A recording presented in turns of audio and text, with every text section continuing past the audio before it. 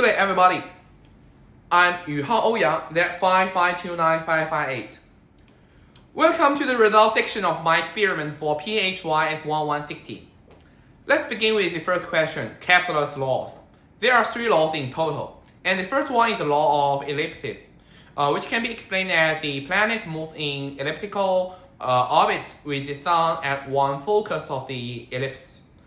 And the second one is the law of equal areas, which means the line segment connecting a planet to the sun sweeps out equal area during equal intervals of time. And the third one is the law of periods.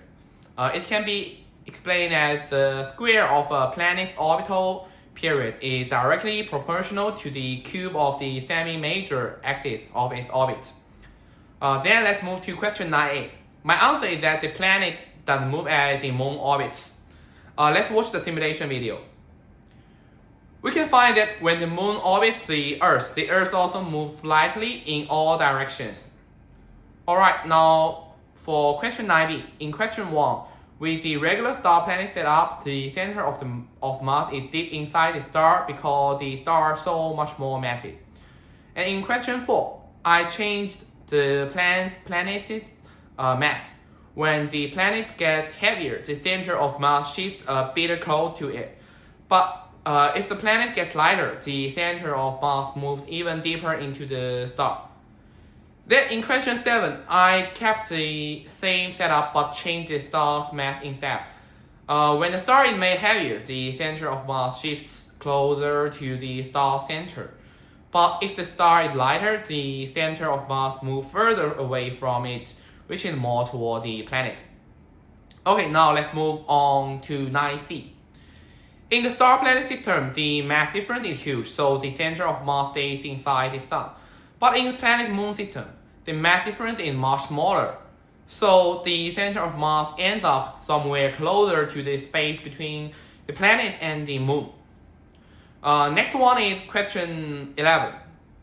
The image shows the normal solar setup. The average orbital distance is 2 gray squares, or 1 astronomical unit. So each square represents 0.5 astronomical units, which is the answer to this question.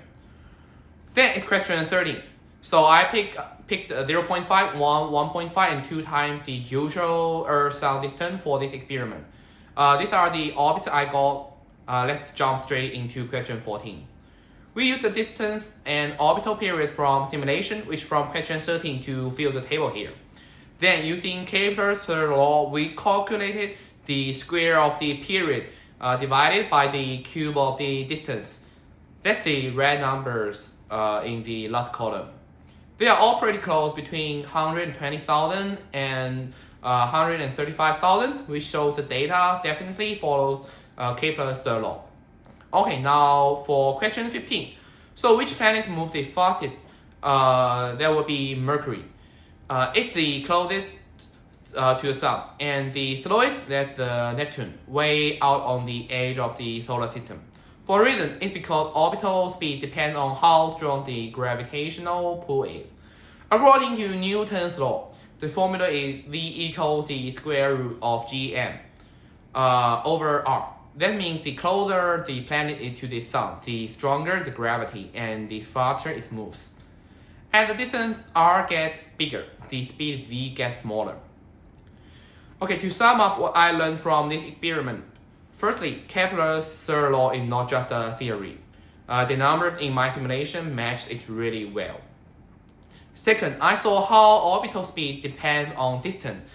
The further a planet is, the slower it moves. Third, changing the mass of one of the objects shifts the center of mass. And unless you adjust the orbital speed to match it, it can also change the shape or stability of its orbit, because both gravity and the required speed for orbit depend on mass. And lastly, the visual tools like velocity arrows, grid lines, and orbital paths made abstract physics concepts much clearly and easier to understand. And here's the reference list. Thank you.